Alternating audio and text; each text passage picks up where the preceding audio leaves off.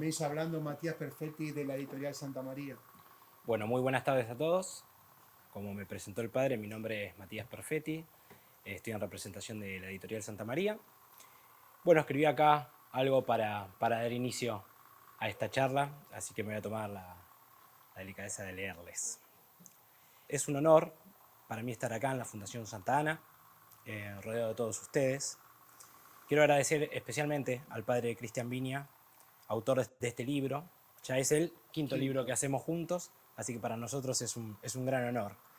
Nos encontramos en un momento clave de nuestra historia como cristianos. En menos de una década estaremos conmemorando un acontecimiento trascendental, los 2000 años de nuestra redención, los 2000 años del sacrificio supremo de Jesucristo por la humanidad. Y nos surge esta pregunta: ¿cómo nos estamos preparando para este gran acontecimiento? ¿Y cómo está respondiendo la Iglesia frente a esto? En un mundo donde la fe parece desdibujarse en medio de ideologías, donde la cultura del descarte amenaza la dignidad del ser humano y donde muchas veces se quiere silenciar la verdad del Evangelio. Agenda Jesucristo 2033 nos ofrece una luz, nos invita a reafirmar nuestra identidad cristiana, a despertar y a comprometernos con la misión que el Señor nos confió. Este libro no es una simple reflexión teológica ni un análisis abstracto de la realidad, es una hoja de ruta, es una llamada a la acción. El padre Cristian habla con claridad y valentía sobre la urgencia de vivir nuestra fe con autenticidad, sin miedos ni concesiones. Nos exhorta a no ser espectadores pasivos, sino protagonistas activos en la construcción del reino de Dios. En estas páginas encontramos un análisis profundo de la realidad actual, pero sobre todo encontramos esperanza, porque aunque los desafíos sean grandes, la historia nos enseña que la Iglesia siempre ha resurgido con más fuerza cuando se ha manifestado fiel a Cristo. La clave, como siempre ha sido, está en la fidelidad del Evangelio, en la comunión con la Iglesia y en el testimonio valiente de cada uno de nosotros. Y acá es donde entra nuestra responsabilidad, la comunión, la participación, la misión. No son solo palabras bonitas, son un compromiso real. No podemos esperar que otros hagan el trabajo por nosotros. Cada uno desde su lugar tiene un papel fundamental en esta preparación hacia el 2033. Desde la familia, la parroquia, la comunidad educativa, los medios de comunicación y cada espacio en el que nos desenvolvemos, estamos llamados a hacer luz y sal en el mundo. La pregunta, lógicamente, es si estamos dispuestos a asumir este llamado. Desde nuestra editorial, que siempre hemos sido una editorial popular, con el inicio de la misma desde la revista Encuentro, tratando de llegar y de llevar el Evangelio a aquellos lugares donde por alguna razón no podía llegar, ya sea cárceles o el ámbito que sea, porque la persona no podía leer el Evangelio. Nos enorgullece estar haciendo este libro y poder desde la contribución de la editorial hacerlo llegar a diferentes personas. Es un libro que debe ser compartido, debatido y vivido. No solo para el ámbito académico, o para quienes tienen responsabilidades eclesiales. Es un libro para todo cristiano que desea prepararse con conciencia y con fervor para el gran aniversario. Bueno, obviamente quiero dar agradecimiento al padre Cristian otra vez por confiar en nosotros, a todos ustedes acá por haber venido en el día de hoy. Ojalá que este libro sea una herramienta de inspiración y un llamado a la conversión, una motivación para que cada uno de nosotros renueve su compromiso con Cristo. Como dice el propio título, es una agenda de Jesucristo, no una agenda humana. Pongamos a Cristo en el centro porque solo con Él podemos construir un futuro con esperanza. Gracias a todos por haber venido.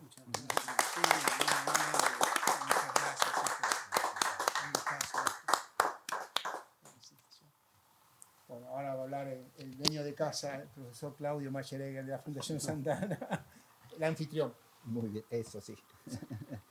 Bueno, primero que nada, buenas tardes a todos, muchas gracias por su asistencia y muchas gracias al padre Cristian que ha querido elegir esta casa para presentar su libro. Muchas gracias, es un honor para nosotros poder contribuir a esta presentación. El libro, como acaba de decir muy bien Matías, se titula Agenda Jesucristo 2033. Y es una recopilación de reflexiones del padre Christian que se escalonan desde junio del 2022 hasta enero del 2024. De modo que abarcan el último periodo del párroco de Ensenada, ¿verdad? Sí. De Cambaceres, y la primera etapa al cargo de la pastoral de salud de la diócesis, ¿no? Bien. Voy a presentar simplemente algunos aspectos del libro. En primer lugar, voy a hacer una breve reflexión sobre el título.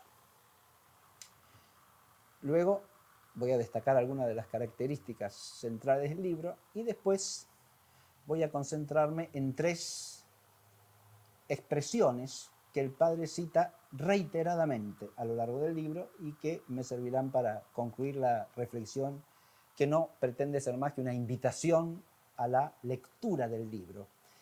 Y cuando digo esto ya empiezo a hacer una reflexión, porque como todo libro es algo llamado a ser leído.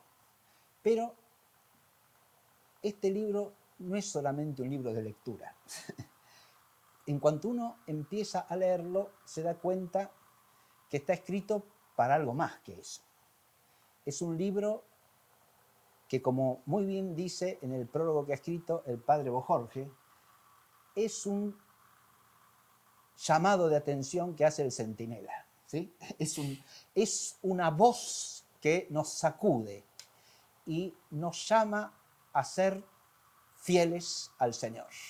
Nos llama a revisar nuestra vida y a tratar de ser cada día más plena, íntegra, fielmente cristianos.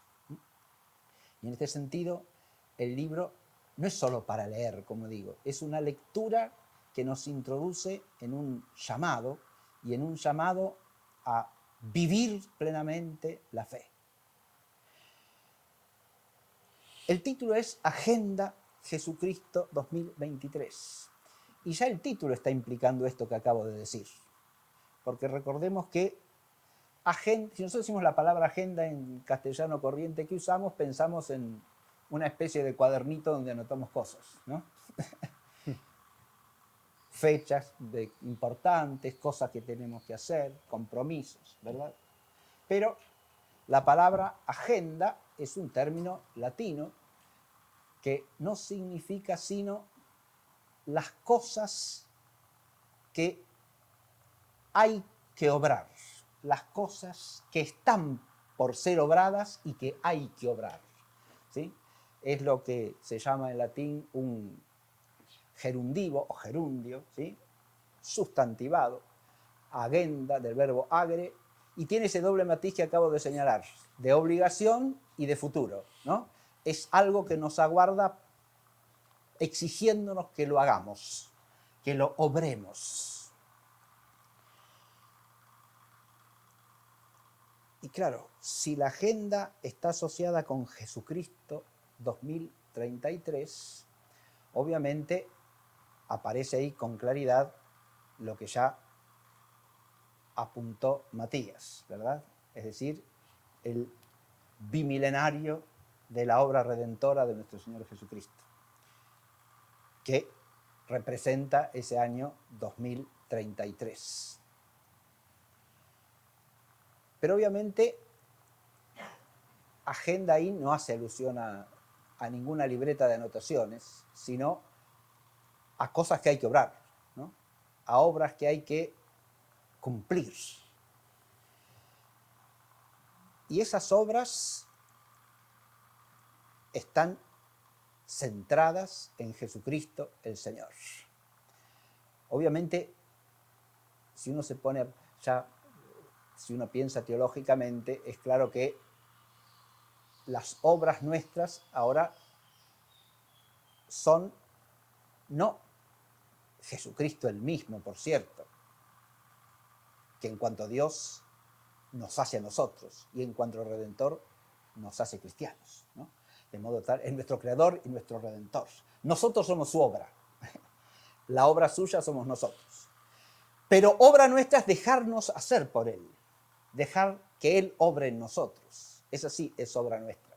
Porque si no dejamos que Él obre en nosotros, no podemos obrar las obras que Él quiere que obremos. No podemos ser hijos en el Hijo, no podemos hacer todo cuanto Él nos ha mandado, que es lo que encomendó a los apóstoles que enseñasen a todos los pueblos de la tierra. A obrar todo aquello que Él ha mandado. Esa es nuestra agenda. Bueno, nuestra agenda es primero que nada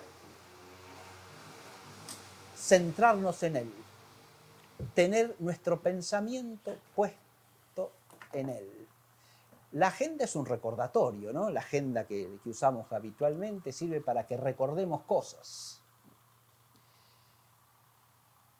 Si tenemos que anotarlas, parece que no son cosas que estén muy en nuestro interior, ¿no?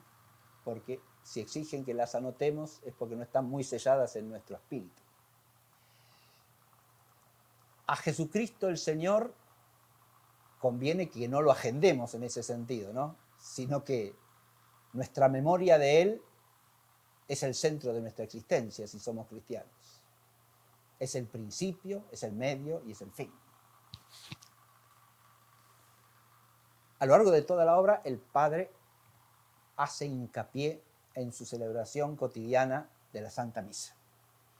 Y recordemos que ahí se da el memorial principal que la Iglesia hace del Señor y de su obra redentora, que es un memorial sacramental y por lo tanto eficaz de la gracia de Cristo. Esa obra redentora tiene su memorial fundamental en la Santa Misa.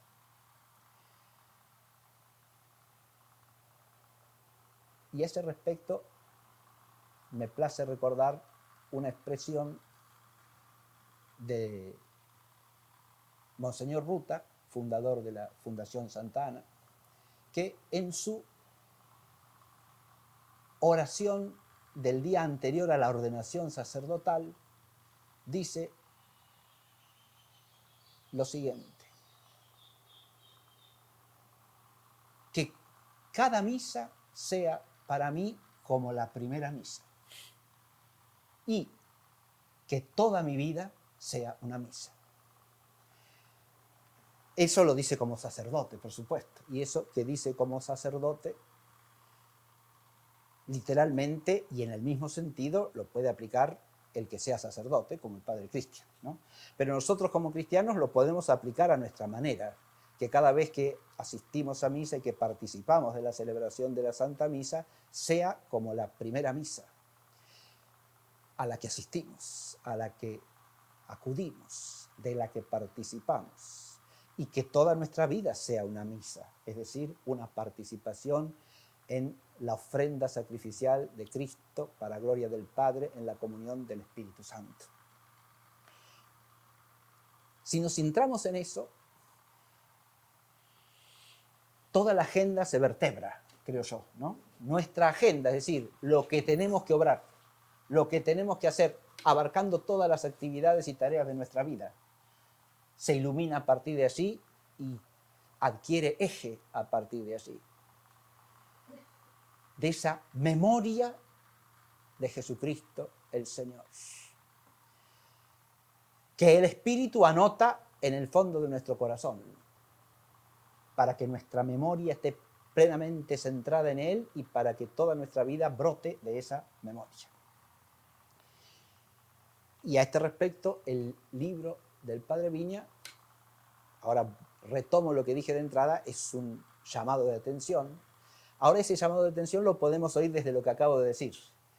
Es un llamado a la memoria, pero a la memoria viva del misterio redentor de Jesucristo.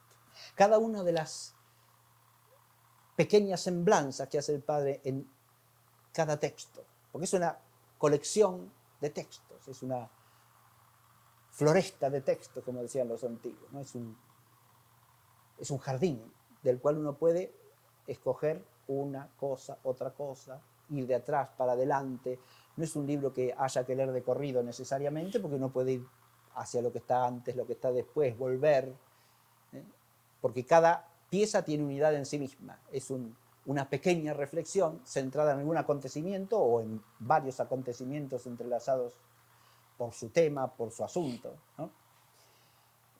Y en cada una de esas piezas encontramos eso que llama muy bien el padre Jorge el clamor del centinela, que nos despierta la memoria de lo que tenemos que recordar.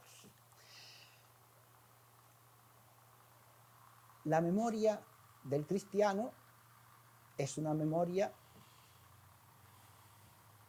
que, por un lado, es humana, ¿no? Y por lo tanto, necesariamente depende de la inteligencia y de la voluntad y de los afectos que van ligados a la voluntad. Pero además es memoria cristiana y por lo tanto depende también necesariamente de la fe, la esperanza y la caridad.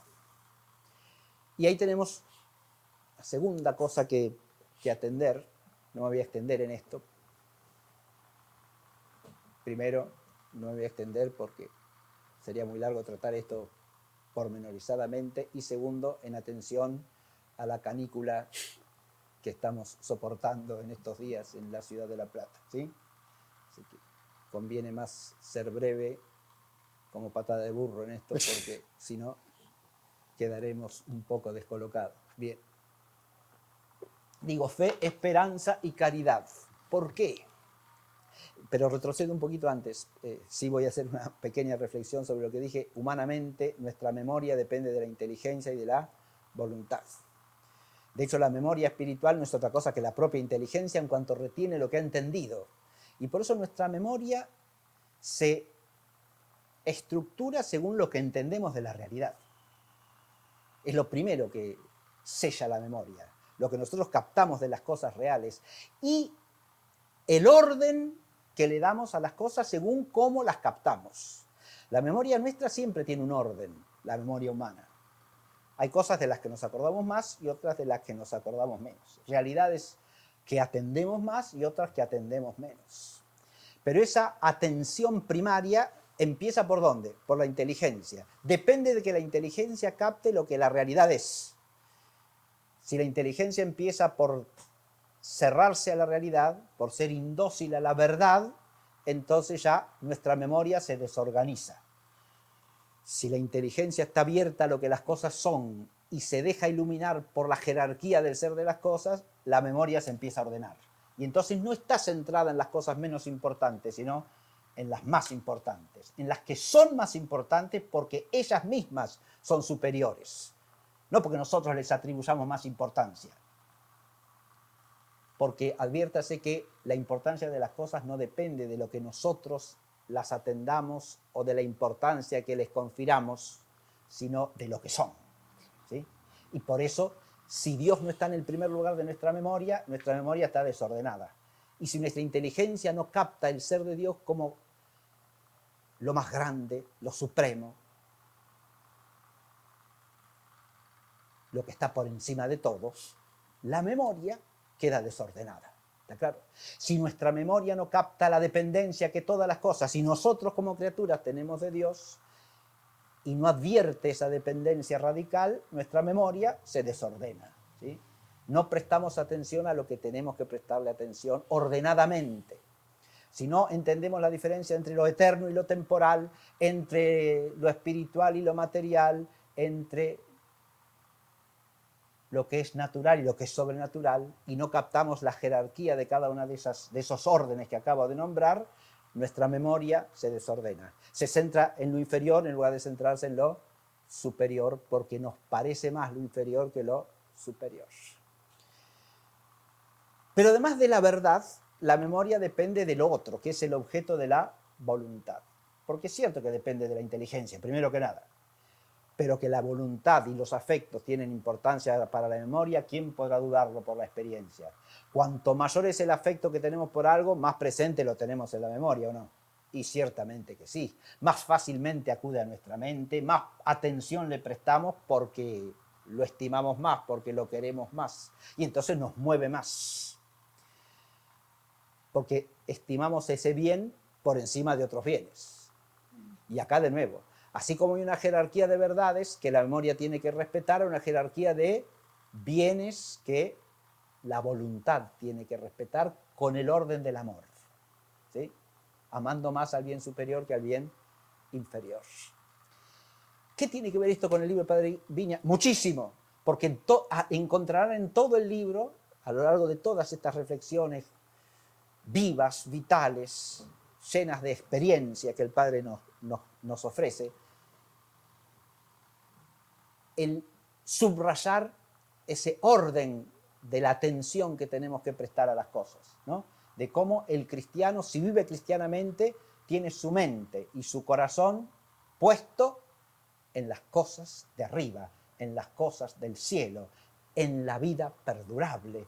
Y entonces su memoria está ordenada. No pensamos en qué habrá que hacer del año tal, el año cual, el año este, el año aquel, como cosa principal, sino que la realidad principal a la que atendemos, el eje de nuestra agenda es Jesucristo, el Señor, verdadero Dios y verdadero hombre, redentor del género humano y Rey y Señor de toda la creación.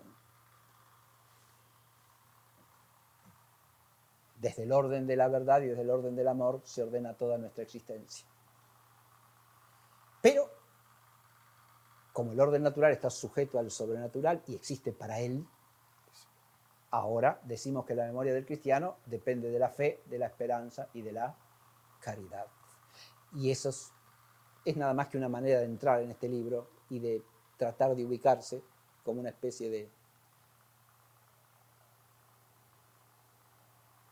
podríamos decir, de señalización básica. Todos los episodios que el Padre nos transmite aquí reclaman nuestra fe, nuestra esperanza y nuestra caridad. Y nos instan vivamente a operarlas constantemente. Recordemos, hoy que es día de Santo Tomás de Aquino, que las virtudes teologales son las virtudes supremas. Están por encima de todas las virtudes morales. Son más excelsas y más dignas que todas ellas, ¿sí? Claro que hay que ser justo y fuerte y templado y prudente, pero si no hay fe, esperanza y caridad, la virtud moral se desfigura, se degrada, se corrompe, porque no está ligada por esas virtudes que llamamos teologales, ¿a quién? A Dios, que como tal es objeto solamente de esas tres. Las otras tres tienen por objeto algo humano, alguna realidad humana, siempre. ¿Está claro? Son virtudes que nos ligan a los demás hombres o a nosotros mismos, como la templanza, por ejemplo, o la fortaleza. En cambio, las virtudes teologales nos ligan directamente a Dios y por lo tanto, sin fe, la memoria no es cristiana. Porque tenemos que, dije, captar en orden jerárquico las realidades distintas que tenemos que conocer. Pero si no las conocemos ordenadamente a la luz de la fe, no las conocemos íntegramente. Y hay realidades que sin la fe no podemos conocer. Todos los misterios que la fe nos revela son inaccesibles para la sola razón. Empezando por Jesucristo mismo. A Jesucristo no lo podemos conocer con la sola razón. O lo conocemos a la luz de la fe o no lo conocemos. Ni sabemos quién es sin la luz de la fe. ¿Cómo recordarlo? ¿Cómo tenerlo por centro de lo que hemos de obrar si no sabemos quién es? Y sin la fe no sabemos quién es.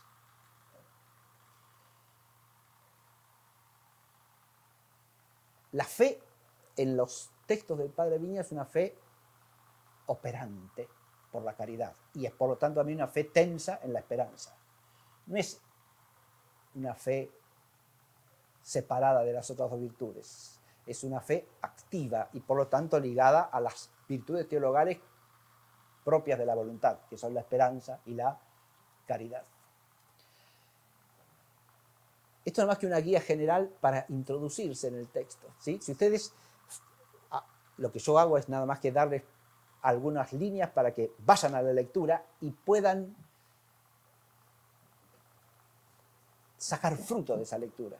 La lectura es tan fácil de hacer en virtud de la fuerza que tienen los textos, que la introducción es casi redundante, diría yo.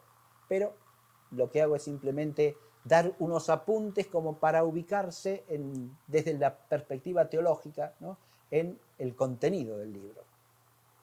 Cuando hablamos aquí de la fe, hablamos de una fe llamada a dar testimonio permanentemente en la vida cotidiana, concreta y en cada momento de la vida, ¿sí? Es una fe martirial en el sentido etimológico de la palabra, una fe testimonial, que en todo momento, en todas circunstancias de la vida concreta de cada día, según el oficio de cada quien, y acá aparecen figuras distintas, con distintas ubicaciones en la vida social, con distintas ocupaciones.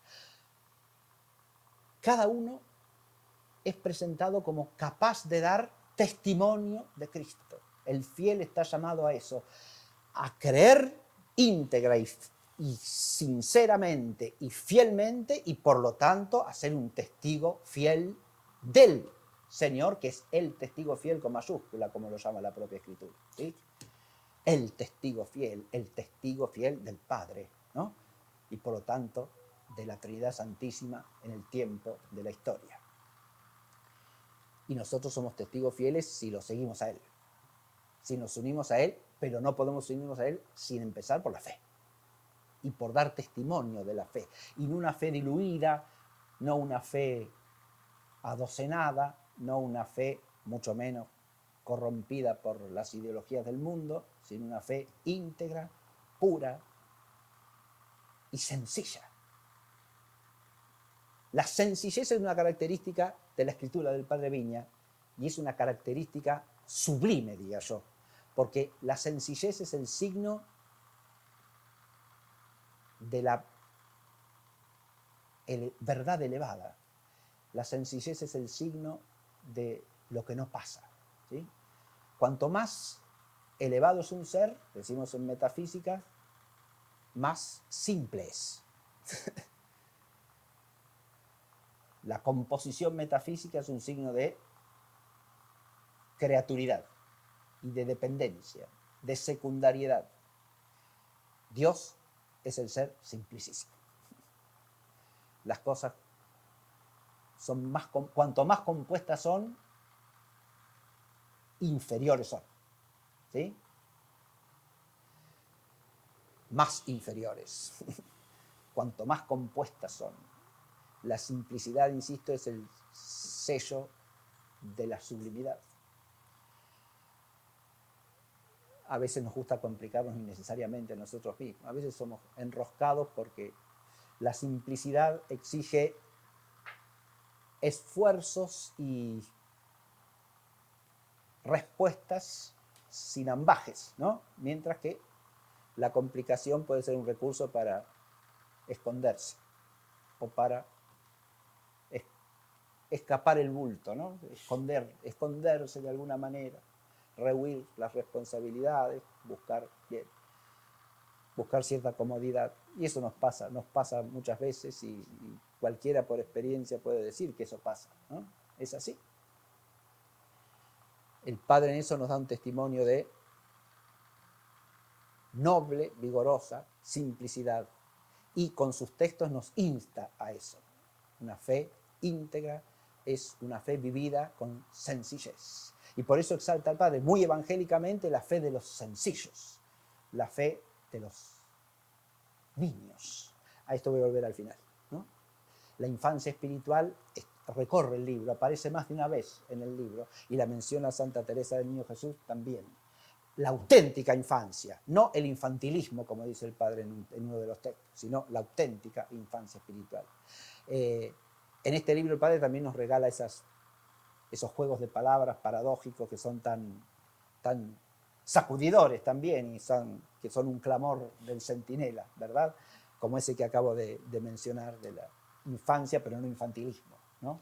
Y de esos hay varios en el texto que les insto a buscar y a disfrutar y aprovechar, ¿no? Pero además de la fe es la esperanza, como he dicho. Esa esperanza aparece profundamente vinculada a las relaciones entre las personas aquí en estos textos, a la relación con los demás hombres. A los demás los tenemos que ver primero en la fe y en la sencillez de la fe, verlos a la luz de la fe, como criaturas de Dios llamadas a ser hijos de Dios en el Hijo. Y eso es lo que el Padre nos recuerda a cada paso en este texto. Ver a cada prójimo como quien es a la vista de Jesucristo, desde los ojos del Señor, que es el Redentor del mundo. Y al mismo tiempo tenemos que obrar en relación con esa verdad del otro y de nosotros mismos, que somos llamados a ser hijos de Dios por Cristo, con Él y en Él. Y por lo tanto nos llama a obrar en los demás esperando en Dios. Hay muchos ejemplos de eso en los textos. Yo no me voy a detener en la lectura de los textos, eso lo hacen ustedes, que es lo que yo trato de impulsar. Hay muchos textos en los que aparece esto que acabo de decir, ¿no? El Padre cuenta o cosas que Él ha obrado en relación con otros, o cosas que otros han obrado en relación con Él. La memoria, fíjense, la memoria en el tiempo va hacia el pasado y va tanto hacia aquellos a los que les debemos como a aquellos que de alguna manera hemos beneficiado, ¿no? Por gracia de Dios hemos podido hacer un bien para con ellos, porque Dios ha obrado por medio de nosotros. Hemos dejado que obrase Él en nosotros, como decía al comienzo, ¿no? Hemos dejado que Él obrase en nosotros. Y así el Padre recuerda a personas que le han hecho mucho bien, ¿sí? Y nos recuerda casos en los cuales Él ha puesto una palabra de luz para otros que en muchas ocasiones aparecían como sumergidos en tinieblas y sombras de muerte, ¿verdad? Es decir, en la oscuridad de la vida sin fe, en la oscuridad del paganismo o del alejamiento de la fe. Pero para actuar de esa manera hay que actuar con esperanza. No esperando en los hombres o en nosotros mismos, sino esperando en Dios. La esperanza tiene por objeto a Dios como premio final de nuestra vida, es decir, como beatitud eterna, nuestra, ¿sí? Y a veces lo olvidamos eso al relacionarnos con los demás. No obramos como si todas nuestras obras se encaminaran hacia la bienaventuranza eterna. Y cuando no obramos así, no les hacemos percibir a los demás eso, esa verdad fundamental, verdad de la fe, pero además vida y esperanza nuestra, porque de esa esperanza en la plenitud de la vida eterna vivimos los cristianos, ¿verdad? Sin la esperanza no obramos con fe. Y obviamente no obramos cristianamente tampoco sin la caridad, de la cual hay múltiples ejemplos. Es decir, caridad que está estrechamente ligada a la fe y a la esperanza, porque primera caridad de todas las caridades es enseñar la verdad de la fe al que no la conoce, ¿no? Predicar el Evangelio, hacer conocer a Jesucristo, a Dios y al quien Él ha enviado, Jesucristo, que en eso consiste la vida eterna, dice la Escritura, ¿no?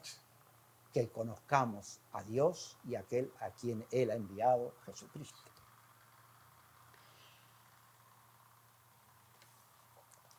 Dije que me iba a centrar en 3 frases que el Padre hace constar en más de un episodio, en más de una pieza a lo largo del libro. Y tienen que ver con todo lo que llevo dicho hasta aquí. La primera es una expresión de vida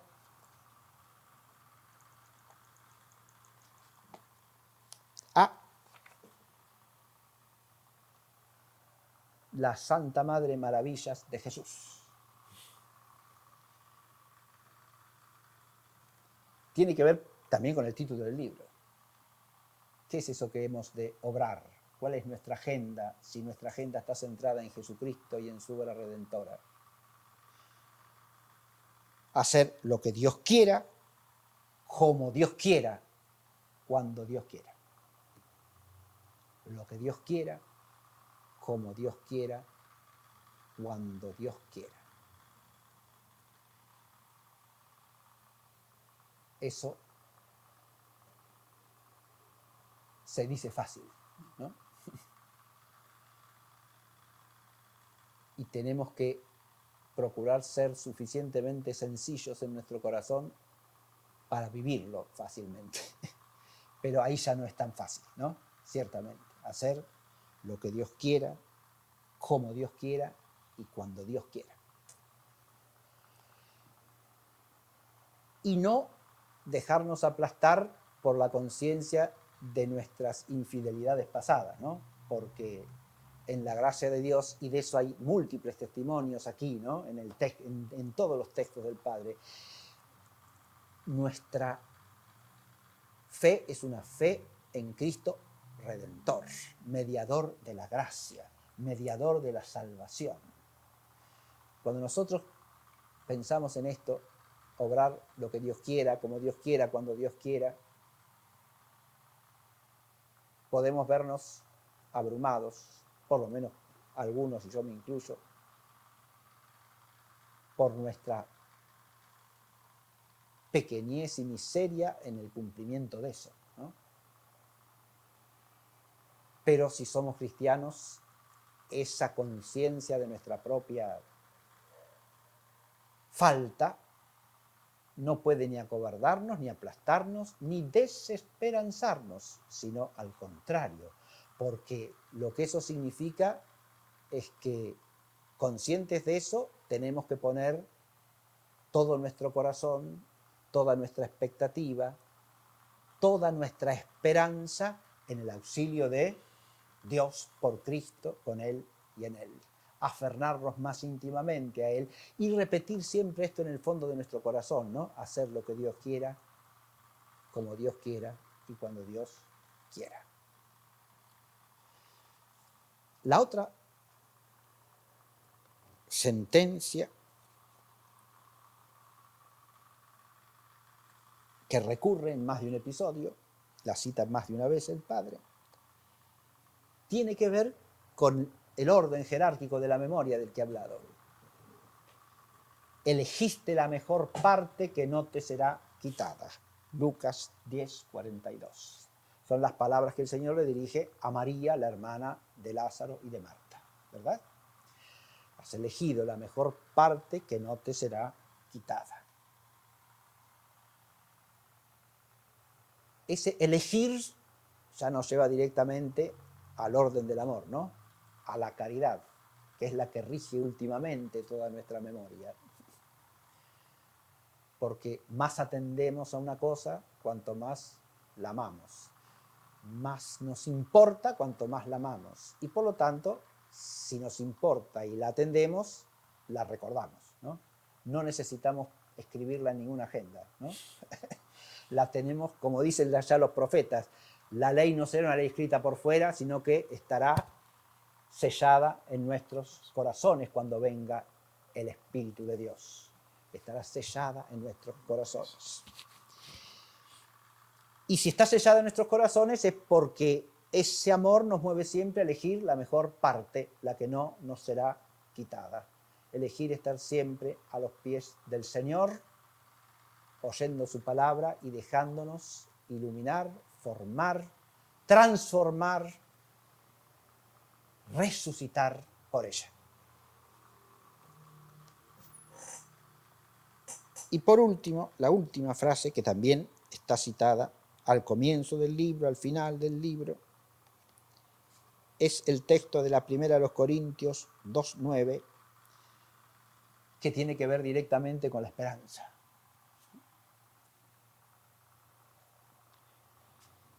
Leo el final de el último texto, que está fechado en La Plata, miércoles 31 de enero de 2024. Al final del párrafo que voy a leer está la frase, la cita.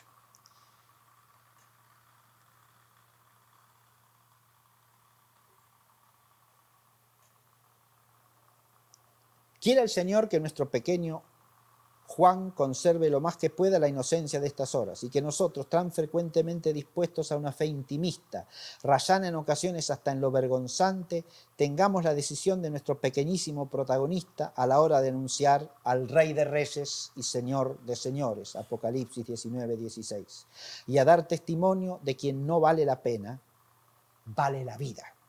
Aunque para ello, claro está, debamos dejar algo de nuestras comodidades, con la seguridad de que el premio llegará luego, o sea, lo que nadie vio ni oyó y ni siquiera pudo pensar, aquello que Dios preparó para los que le aman. Aquello que nadie oyó ni nadie pudo pensar, aquello que Dios preparó para los que le aman, porque el premio de la vida eterna trasciende toda imaginación humana, todo pensamiento humano, todo lo que nosotros podemos incluso anhelar. Es más que eso, y es mejor que eso. Y la esperanza nos da la certeza de eso, apoyándonos en el auxilio de Dios. Quiero terminar con este episodio, porque este episodio último, que se llama Juancito Niño de Pecho y sus saludos al Santísimo, ¿sí?, me permite retornar al primer tema que toqué, ¿no? Porque en relación con la agenda y la memoria, dije que la misa está presente en todo el libro, ¿no? La misa cotidiana del padre Cristian.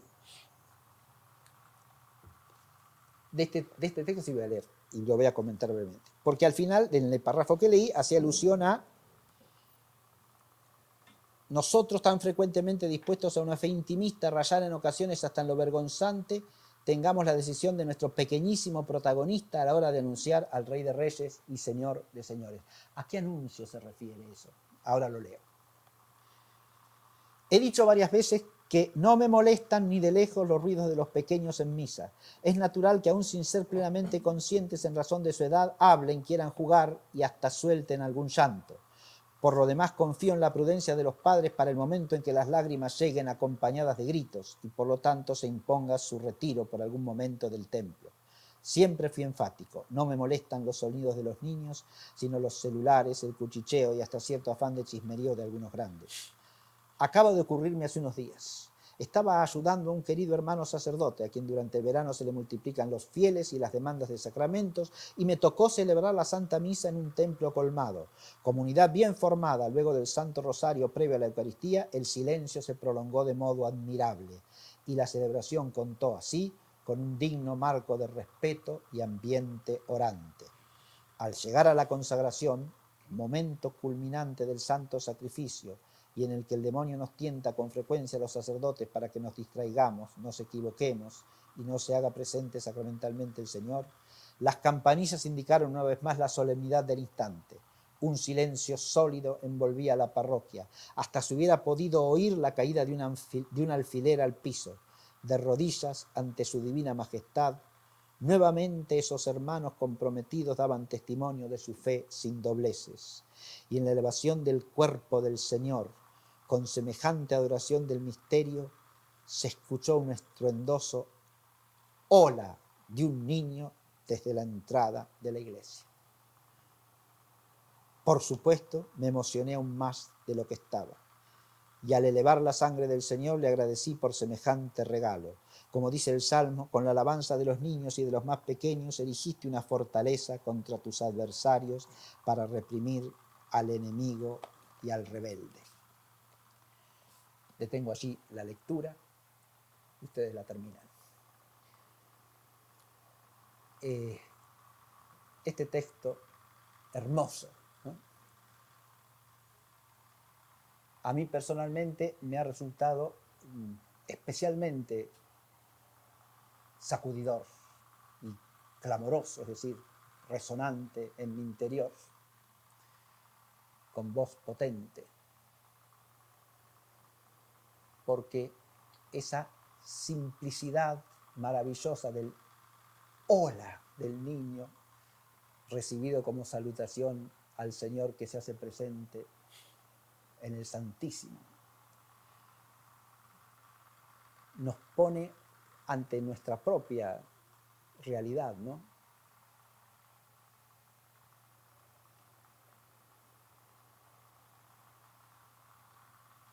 todos los días.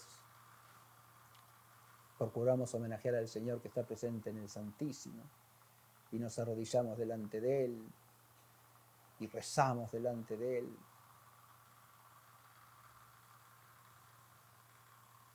Y a veces lo hacemos con cierta sequedad y hasta nos cuesta a veces.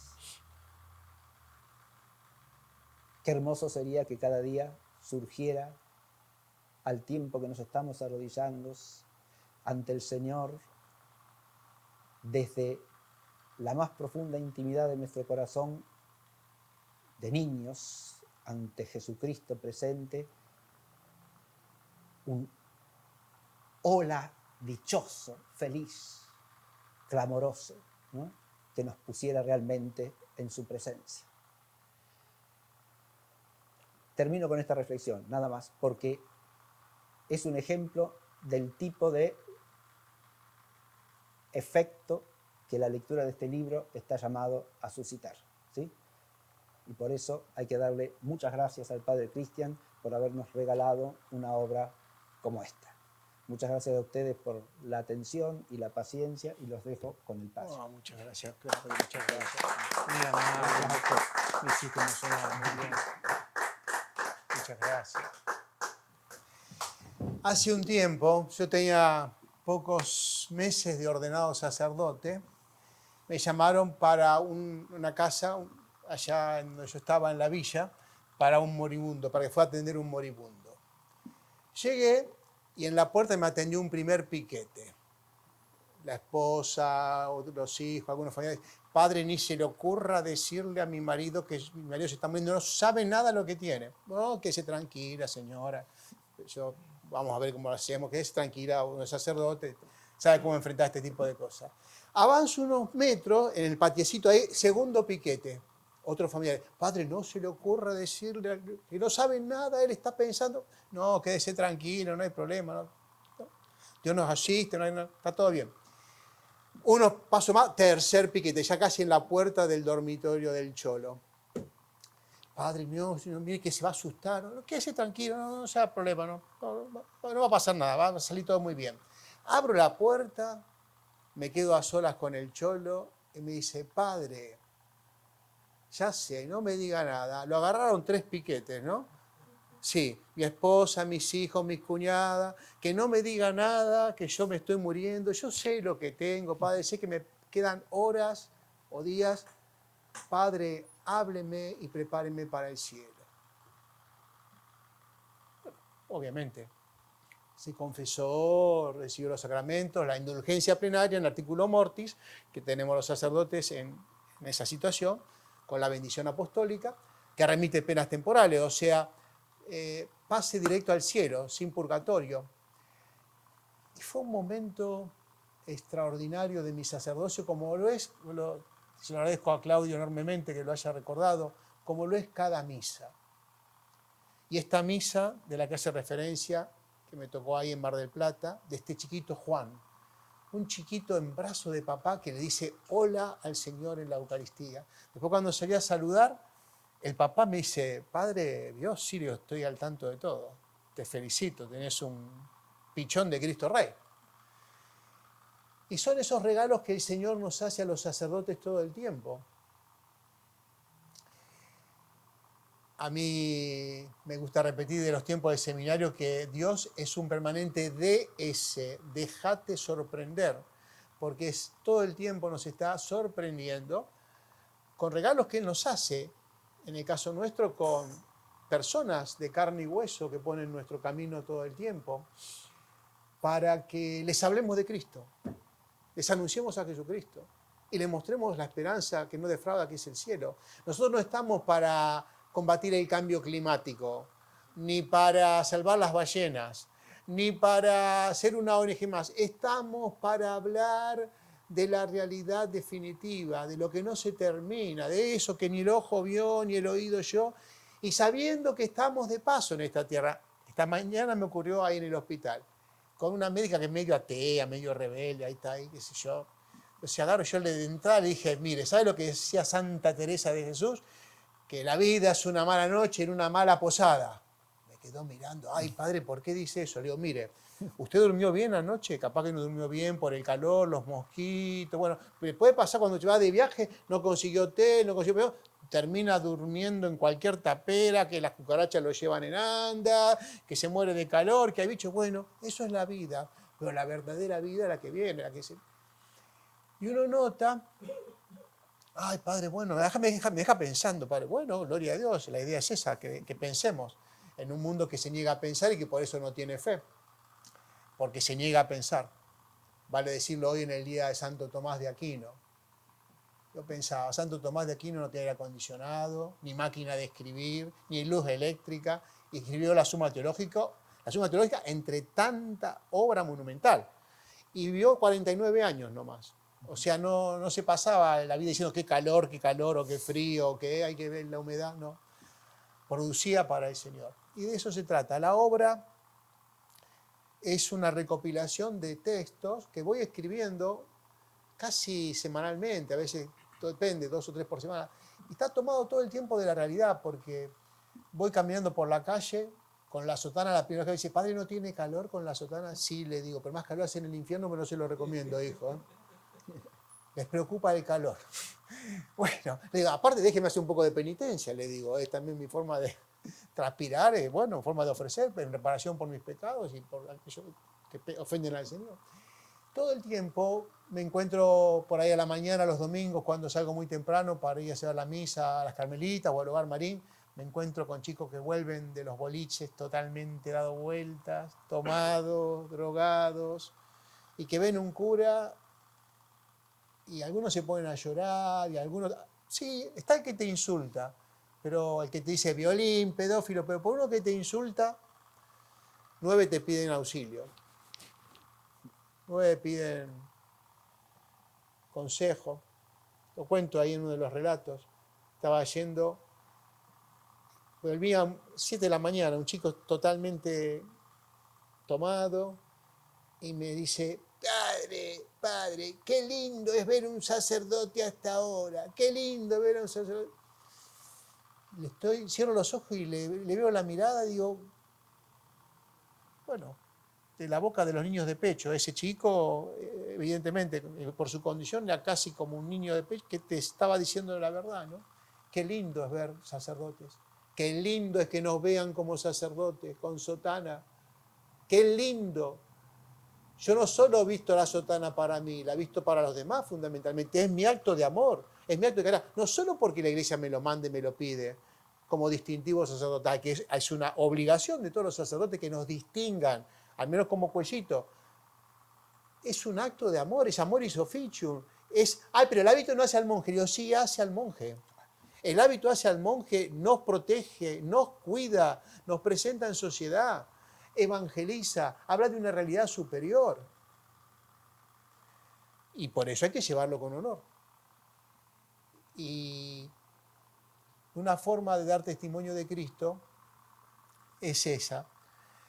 Yo, decía Matías, lo decía el profe Mayeregger, trato siempre de hacer memoria agradecida, porque uno no es hijo de su propio esfuerzo, uno no es autor de su propia historia, uno es simplemente, o tiene que ser, un facilitador de la obra de Dios en uno, de no poner obstáculos en la obra de Dios en uno. ¿Cómo no agradecerles a mis padres? Por ejemplo, Leoncio y Susana Ida. Mi padre falleció muy joven, con 60 años, yo tenía apenas 26 cuando él falleció. Pero mi padre me enseñó el amor a la poesía, el amor a las letras. Hacíamos de niños concursos de lectura del diccionario con mi papá, con mis hermanas. No perdíamos el tiempo en televisión, no, hacíamos concursos de poesía, recitábamos párrafos enteros del Martín Fierro o del Quijote. ¿Cómo no agradecerle eso? Vengo de familia de poetas por parte de padre, por parte de mi mamá, una mujer íntegra, honesta, trabajadora, bien esposa, bien madre, mis abuelos. Mi abuela se llamaba Rosa, para mí era una alegría que los 30 de agosto íbamos a la casa de ella, a la procesión de Santa Rosa de Lima, verla a ella de rodillas en el templo me marcó mi infancia. Y después íbamos a tomar el chocolate con vainilla. ¿Cómo no tener memoria agradecida? A los sacerdotes que me formaron. Yo hablo de los sacerdotes que me formaron y me emociono. Yo he tenido sacerdotes santos. Aquellos padres del Sagrado Corazón de Jesús de Betarrán, de Rosario, llamados en Argentina los padres bayoneses, porque venían del puerto francés de Bayona. La mayoría eran españoles, italianos, franceses. Eran autores de varios libros cada uno. Nosotros estudiamos con los libros escritos por ellos, pero libros de latín, de filosofía, de teología, de química, de matemática, como el padre Bernasconi, que hasta hacía los libros de bioquímica. Impresionante. Yo tuve la gracia de estar en un colegio como el Sagrado Corazón de Rosario, donde teníamos 10 sacerdotes y hermanos coadjutores. Hoy a veces no hay 10 sacerdotes en un país o en una diócesis.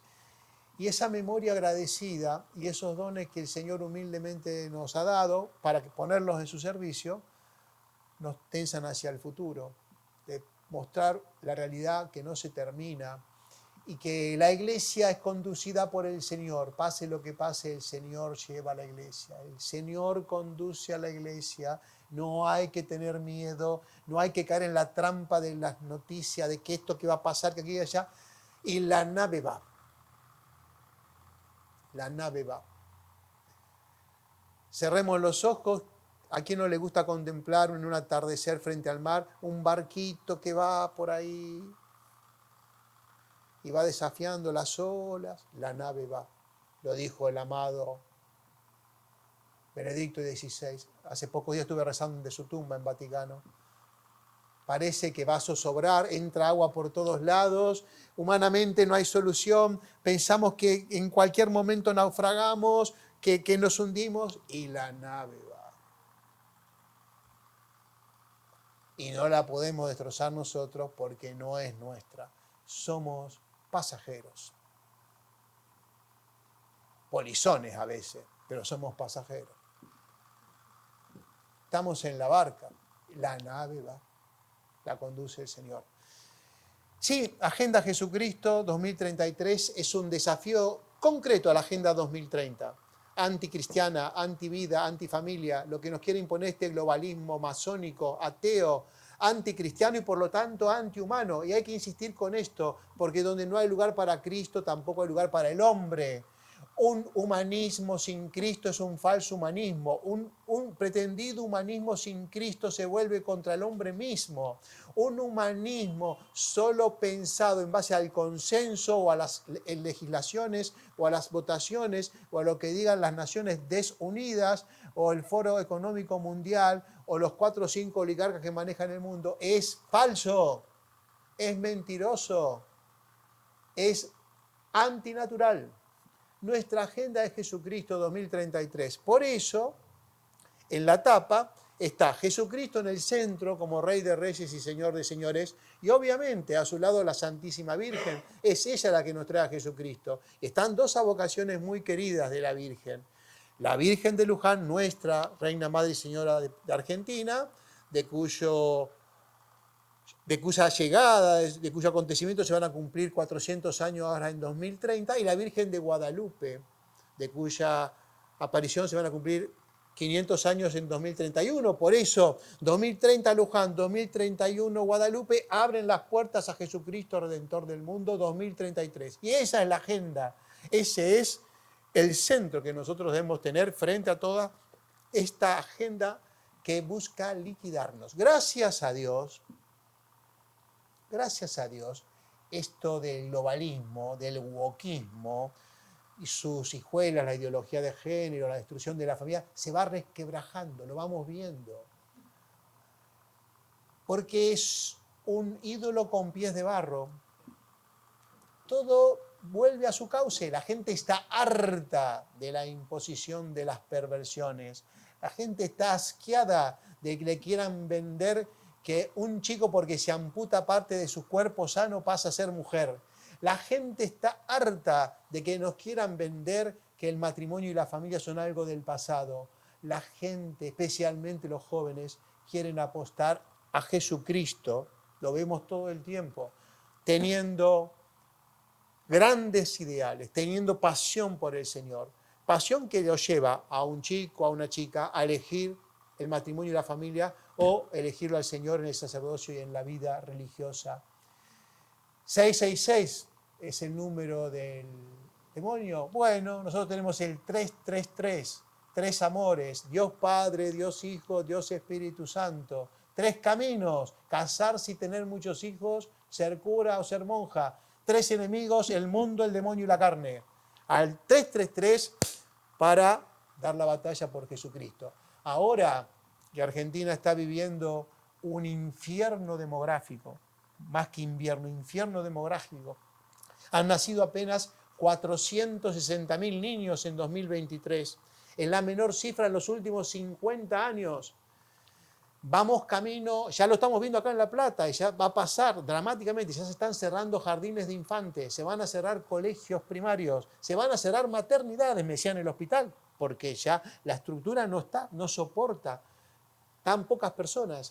¿Y qué vamos a decir? ¿A quién vamos a echar la culpa? Pues bien, a nuestra falta de fe, a nuestra descristianización, a que hace 40, 50 años venimos apostando, ¿ves? Por Jesucristo, venimos apostando por el divorcio, el aborto, el poliamor, la promiscuidad, las perversiones, el no tener ningún compromiso con nada ni con nadie. Eso se paga con sangre.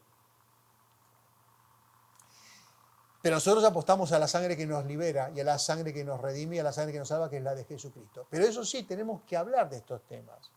Porque lo que no se habla no se conoce. Lo que no se conoce no se toma como un desafío. Ay, pero padre, ¿usted es siempre pesimista? No, yo no. Yo soy muy realista y muestro no el pesimismo y el optimismo, muestro la esperanza de que el Señor va a recapitular todo, pero quiere de nosotros que transpiremos la camiseta, con calor o con frío, con humedad o con buen tiempo. Gracias a todos por venir. Acá estoy rodeado de ángeles de la guarda. Por ejemplo, está Iñaki y su esposa Camila, y con la niña que está llegando en pocos días, que ellos diseñaron la tapa. Así que una alegría, les agradezco muchísimo a ellos. Ellos diseñaron la tapa, me dieron una mano muy grande con eso. Gracias, chicos, y a seguir haciendo lío, como nos piden. Quizá no sea el lío que guste, pero bueno, que si no, que lo expliquen qué lío quiere. Bueno, y agradecerle a Matías Perfetti. Recién lo conozco personalmente, antes no lo conocía por teléfono. Al papá sí, lo conozco hace muchos años, la editorial Santa María. Me estaba buscando Matías de hace tiempo para que publicara con ellos los libros. Claro, yo los publicaba como podía, me daban algunas manos algunos amigos, la editorial Vortis en su momento, pero bueno, después ya como sacerdote se me complicaba mucho. Y Matías dice, no, pero padre, publicá con nosotros, publicá con nosotros. Bueno, entonces ahora, gracias a Dios, los últimos 5 libros los publiqué con ellos. Y estamos muy contentos porque además tienen una difusión y un alcance extraordinario, porque ahora también se puede adquirir por internet, el link digital. O sea, gracias, Matías, un cariño. Y gracias por apostar a los libros católicos. Porque si ustedes vendieran basura, publicaciones obscenas o hojarasca, se llenarían de plata y de pecado, obviamente, ¿no? Pero ustedes optan por lo más difícil, por la puerta estrecha, por publicar, más allá del libro mío, por publicar buenos libros. Han reeditado la monumental Biblia de Monsignor Strobinger. Todo eso es muy meritorio ante los ojos de Dios. Cuidado que se salvan los costos, ¿eh? Ellos tienen que apelar también a otros ingresos para poder mantenerse, pero como yo les decía, el problema no está en ganar plata. Ellos, los empresarios, tienen que ganar mucha plata. Así de paso nos ayudan más a los curas y a las monjas. Siempre digo, el voto de pobreza lo tenemos nosotros, no ellos. Ellos tienen que ganar plata. Los empresarios, los profesionales, ustedes tienen que ganar plata. El pecado no es ganar plata, el pecado es la avaricia. El pecado es hacer mal con los bienes materiales.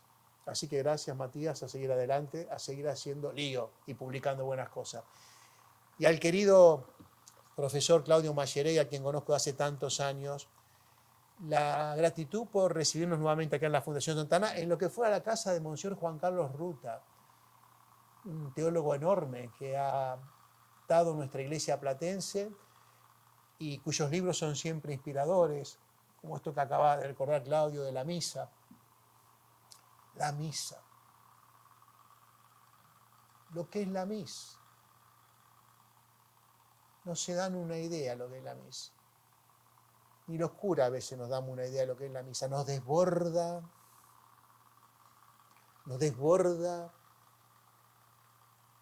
por todos lados. la preparación para la misa.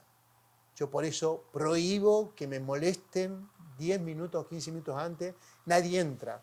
Me dejan a solas frente al crucifijo. Me estoy preparando para el Calvario. Las monjitas de la Madre Teresa de Calcuta tienen en sus capillas esa leyenda tan conmovedora. Sacerdote de Cristo, celebra esta misa como si fuera tu primera misa, tu única misa, tu última misa. Y siempre es un desafío. Y el demonio, que no espera ni ama, porque está condenado, pero tiene fe, sabe que baja el Señor, es el momento donde más nos tienta a los sacerdotes. Esto mucha gente no tiene ni idea. Pero padre, no, el tema de la mujer. Sí, vienen las tentaciones. Sí, vienen. Puede venir tentaciones por otro lado, por el poder, pues, sí. Pero donde más nos tienta el demonio es en la misa. Y particularmente en el momento de la consagración. Por eso, aunque la fórmula la sabemos de memoria, muchísimos sacerdotes no levantamos la mirada del texto porque sabemos que en un instante, si nos equivocamos, no hay sacramento. Porque la forma tiene que ver precisamente con lo que el sacerdote dice, mejor dicho, por lo que dice Cristo, lo que dice el sacerdote en persona Christi Capitis, en la persona de Cristo cabeza. Sí, y como decía el padre Ruta, tratamos de prolongar la misa a lo largo del día. En ese chico drogado que me encuentro en la calle, mejor dicho, que el Señor pone en mi camino, en esa mamá que sigue apostando a tener hijos y no perros, ni ositos de peluche, ni viajes al Caribe, en ese seminarista que enamorado cuenta su primera experiencia con el Señor, en esos ancianos que no se dejan tragar por la cultura del descarte, en todos aquellos que el Señor nos pone como regalo y que uno humildemente trata de plasmar en el libro para saber que tenemos modelos de acá al lado. A lo mejor un vecino, un cuñado. No, mi cuñado, a lo mejor tu cuñado puede ser un modelo. ¿Y cómo? Tu maestro, tu profesor, tu empleada doméstica. Hoy celebramos, le decía a Claudio, a Matías, a enormes santos, santas perpetua y felicidad, las mártires de Cartago, mártires africanas. Esas sí que estaban empoderadas, no como las feminazis. Esas sí, bien empoderadas. Mujeres católicas. Una de muy buena posición económica y la otra su empleada doméstica, su sirvienta, se decía entonces. Católicas. Tuvieron un martirio terrible.